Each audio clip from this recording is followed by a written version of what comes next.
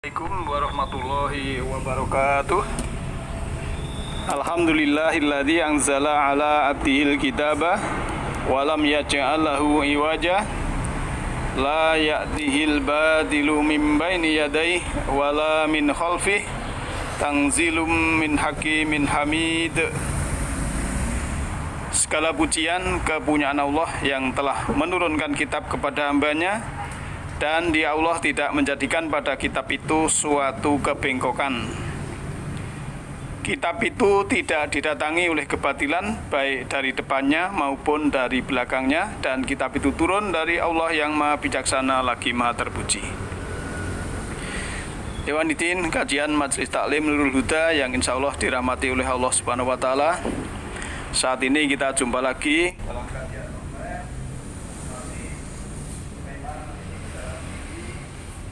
untuk membangkitkan jiwa kita, membangkitkan spiritual kita, membangkitkan rohani kita.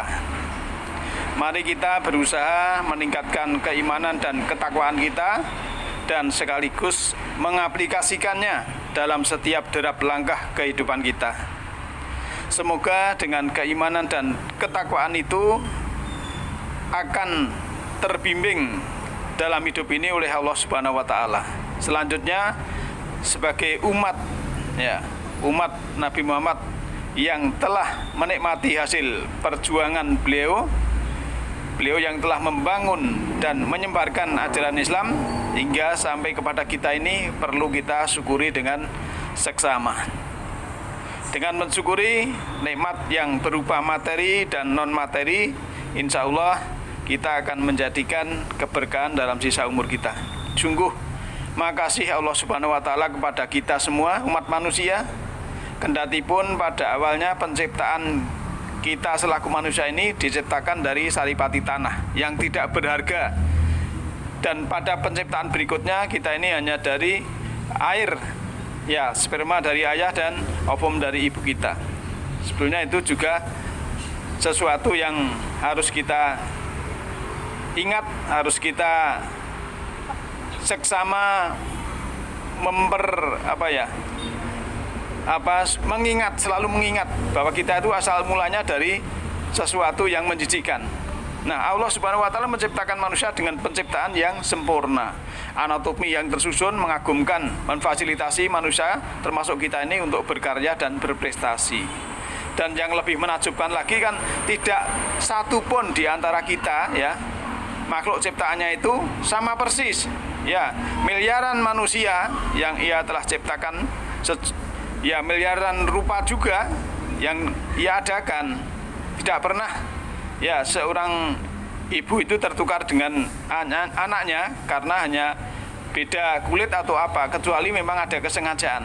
Semua diciptakan dengan rupa dan karakter yang berbeda-beda, dengan kelebihan dan kekurangan beragam pula. Karena Allah memberikan penjelasan yang sangat luar biasa dalam Al-Quran bahwa semua itu adalah tanda, ayat.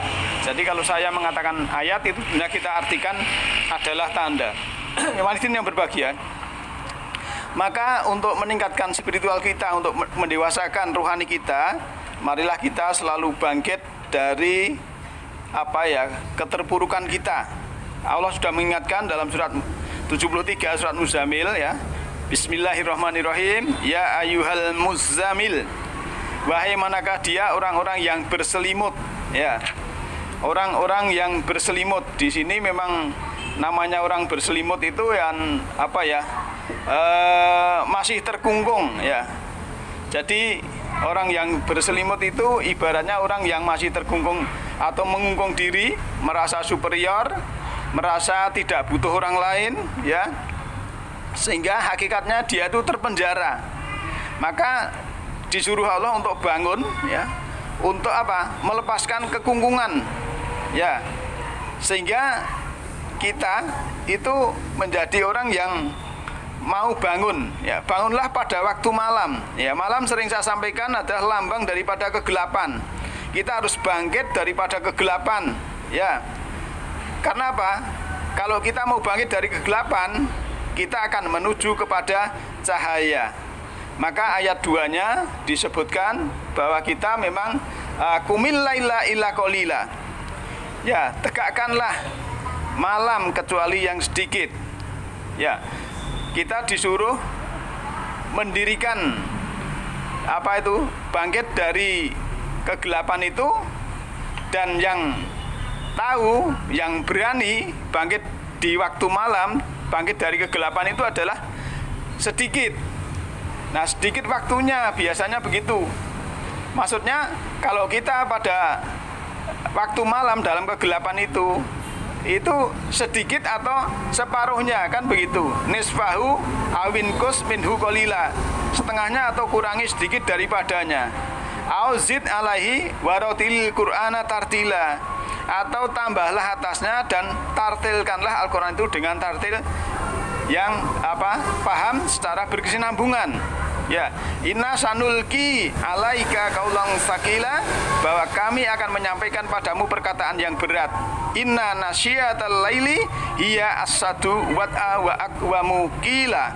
Sungguhnya wujud malam lebih sangat kedudukannya dan lebih kokoh tentang yang dikatakan innalaka finahari sabhan tawila. Sungguhnya bagi kamu siang hari itu ada gerakan yang panjang. Nah, ini yang berbahagia, mari kita coba ayat ini untuk kita pahami secara secara hakikat, bahwa kita oleh Allah Subhanahu wa taala di sini apa yang kita lihat, apa yang kita katakan sedapat mungkin bisa mentransformasikan sesuatu yang kita alami.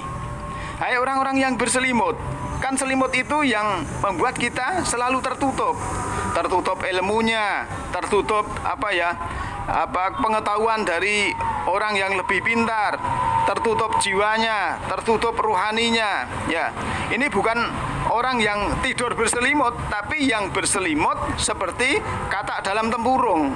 Jadi yang disuruh oleh Allah dari segi hakikat memang orang yang masih terkungkung, masih yang berselimut dengan selimut yang tidak mau terbuka, tidak mau membuka kolbunya. Jadi jangan merasa sudah bangun tapi masih berselimut. Ya kelihatannya kita sudah bangun ke sana kemari, tapi jiwanya kalau terkungkung masih berselimut, tidak mau membuka mata kolbu, tidak mau bangun malam, tidak mau bangkit dari kegelapan, ya. Karena yang demikian adalah yang mau berani bangun dan bangkit daripada kegelapan ini tidak banyak, karena hanya sedikit. Nah, harusnya pencapai dalam kita menyampaikan atau kita mendapat sesuatu yang disampaikan dan kita menjadi pendengar, itu harusnya saling sebagai penyampai dan pendengar itu sudah bangun dari malam, bangun dari kegelapan. Nah, separuh atau kurangi sedikit, yaitu kalau lihat jam separuh itu jam 24, kalau kurangi sedikit lebih itu dan sebagainya. Nah, ini bahasa gramatika atau bahasa rasa. Nah, hadirin yang berbahagia, oleh karena itu kita yang mengetahui bahwa ilmu Allah itu yang sangat luar biasa, dan ilmu tauhid itu kan ibarat air selalu mengambil tempat yang rendah. Maka kita kalau ingin mendapatkan ilmu dari Allah, dari kegelapan menuju cahaya, kita harus merendahkan diri, kita harus tawaduk. Kalau kita sudah tawaduk, merendahkan diri, ibarat air itu nanti akan mengalirlah ilmu itu. Tetapi kalau kita sudah merasa sudah merasa tahu padahal sebelumnya tidak tahu, kalau diberitahu tidak mau tahu, ataupun kita sudah merasa pintar tidak membutuhkan yang lain, akhirnya ilmu yang sangat luar biasa dibentangkan oleh Allah Subhanahu wa taala dalam semesta ini, dia tidak mau mengambilnya. Ibarat itu kalau kata itu dalam sumur, kemudian si kata ini dari sekolah PAUD, TK, kemudian SD, SMP, SMA, sampai universitas, sarjana, bahkan S2 ataupun profesor, hanya di dalam sumur itu. Dia tidak mengetahui di luar. Akhirnya saya cerita ini sebagai motivasi. Ada burung bango yang ke situ, bahwa dia mengajak, ayo kata keluar biar tahu di luar. Walaupun tidak mau, akhirnya juga nurut. Dia di punggung bango lalu terbang. Oh, ternyata kata setelah terbang bersama bango tahu, oh ada gunung, ada pantai, ada taman, ada kebun, ada bulan, ada matahari yang sangat luar biasa. Maka sehingga dia punya keinsapan, kesadaran, dia mau bangkit daripada kegelapan, dia mau bangkit daripada dalam tempurung, dia mau bangkit daripada kungkungan, sehingga dia wawasannya menjadi luas, ya, sehingga dia akan menjadi orang yang bijaksana ataupun juga menjadi orang yang arif. Ikhwatin yang berbahagia, maka ayat selanjutnya kalau kita melihat dalam di sini bahwa ayat yang keempat yang berbunyi adalah supaya kita menambah dalam tartil, ya. Tartil itu sebetulnya kalau dalam pemahaman yang banyak itu kita mengangsur ataupun kita itu mau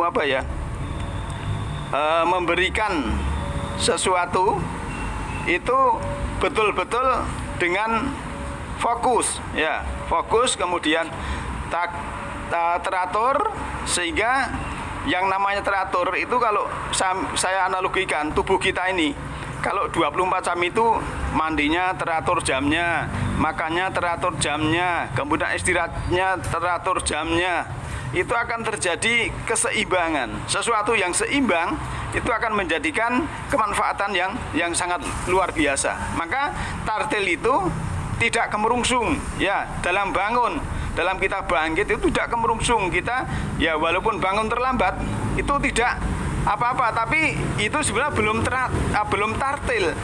Karena apa? Orang yang misalnya kita kerja biasa harus jam 6 pagi sudah melayani orang, tapi kita bangunnya terlambat, ya akan kemerungsung. Nah, kalau kita sudah bangun terlambat, ya, kemudian itu tidak tartil, kemerungsung, ya, orang yang bangkitnya atau bangunnya terlambat akan terlambat juga perjalanan spiritualnya, kemerungsung atau kurang tartil dan terburu-buru dalam keterlambatan. Nah, yang saya maksud di sini adalah terlambat dalam kita bangun dari gelap menuju ke cahaya, ya, terlambat daripada bangkit dari perjalanan spiritual kita. Kalau kita ya hanya stagnan, perjalanan spiritual kita itu tidak bangkit, tidak bangunnya terlambat. Mungkin kita sudah tua baru sadar, ya. Itu kan banyak PR yang harus kita kerjakan. Sebenarnya kita tua itu ya harusnya sudah mempersiapkan, mungkin ya anak-anak kita sudah siapkan, generasi sudah siapkan, kemudian bekal kita sendiri, baik bekal ilmu, bekal spiritual, ruhani, dan lain sebagainya itu sudah mantap, sudah matang, sehingga tidak kemerungsung. Maka sebenarnya yang dimaksud tartil itu ya seperti itu, bukan kita. Kalau secara syariat kita membaca harus tartil, pelan-pelan sampai ya gitulah, membaca dengan tahsin, dengan tajwid, makhraj, ya. Tapi secara hakikat kita jangan sampai tidak tartil, dalam arti bangun terlambat kemudian kita ini kemerungsung. Sesungguhnya bangkit dari gelap atau bangun dari malam itu lebih kuat mengisi jiwanya, lebih berkesan, ada rasa dapat pencerahan. Nah, maka menghidupkan malam itu bangun dari tidur, bangun dari atau kegelapan atau bangkit dari kegelapan.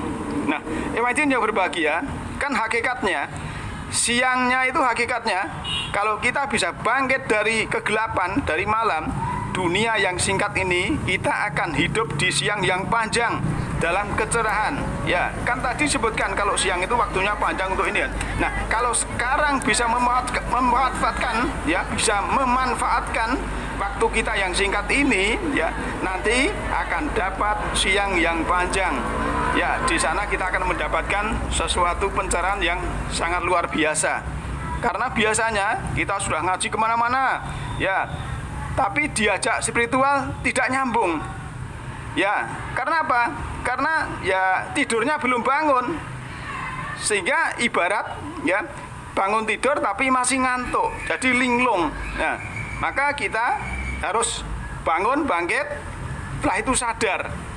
Dengan sadar kita akan menjadikan diri kita ini sudah bangkit dari kegelapan, sehingga kita menjadikan kedewasaan spiritual kita.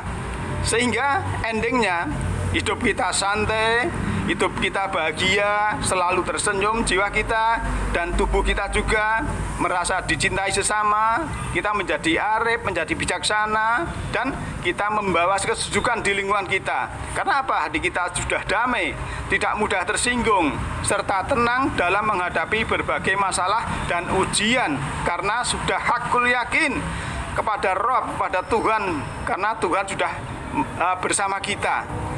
Dan kita isbatul yakin dan mantap dalam keyakinan kita, sehingga kita sudah sakinah. Ya, sakinah itu kan dari sakana yaskunu miskinan, orang yang tenang, sudah tenang, tidak terombang-ambing oleh situasi, tidak terombang-ambing oleh keadaan, sehingga apapun yang terjadi di sekitar kita bisa meningkatkan spiritual kita, bisa meningkatkan daripada kedewasaan rohani kita, sehingga kita akan mantap akidah kita, dan kita akan dibimbing oleh Allah Subhanahu wa Ta'ala. Dan mudah-mudahan evangelis yang berbahagia, semoga Allah melimpahkan keberkahan kita, memberikan rahmat sisa hidup kita, dan kita bisa bahagia di dunia dan akhirat. Demikian saat ini, mudah-mudahan ada manfaatnya. Nasrun minallahi wa fathun qarib. Alhamdulillahirabbil alamin. Assalamualaikum warahmatullahi wabarakatuh.